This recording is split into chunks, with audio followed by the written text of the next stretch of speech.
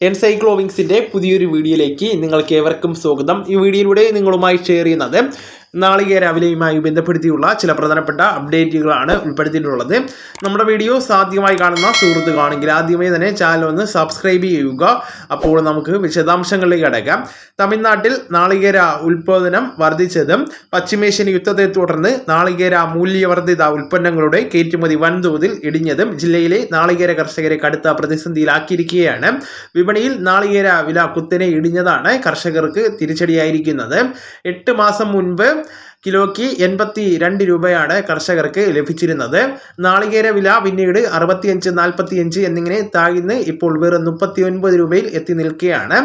പൊതുജനങ്ങൾക്ക് ചില്ലറ വിപണിയിൽ നിന്ന് 41 രൂപയ്ക്ക് നാളികേരം ലഭ്യമാണ്. 1 കിലോ ചിരട്ടയ്ക്ക് 32 രൂപയും പൊതിക്കാത്ത തേങ്ങ ഒന്നിന് 13 രൂപയുമാണ് നിലവിലെ വില. കൊപ്ര കിലോയ്ക്ക് 130 രൂപയും കൂട്ടത്തേങ്ങയ്ക്ക് 250 രൂപയുമാണ് ഇപ്പോഴത്തെ വിപണി നിരക്ക്. വിലയിടിവിന് പുറമെ തെങ്ങുകളെ ബാധിക്കുന്ന വിവിധ രോഗങ്ങളും കർഷകരെ വലയ്ക്കുന്നുണ്ട്.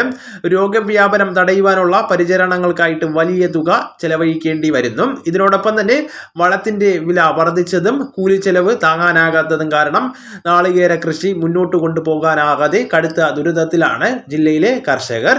അതോടൊപ്പം തന്നെ കേരളത്തിൽ ഫെബ്രുവരി മുതൽ മെയ് വരെയാണ് നാളികേരത്തിന്റെ പ്രധാന സീസൺ.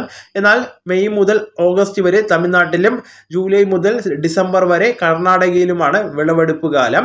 അയൽ സംസ്ഥാനങ്ങളിൽ സീസൺ സജീവമാകുന്നതോടുകൂടി കേരളത്തിലെ വിപണിയിലേക്ക് നാളികേര വരവ് കൂടുകയും വൻതോതിൽ ഇടിയുകയും ചെയ്യുന്നതാണ് കർഷകരെ ദുരിതത്തിലാക്കുന്നത്.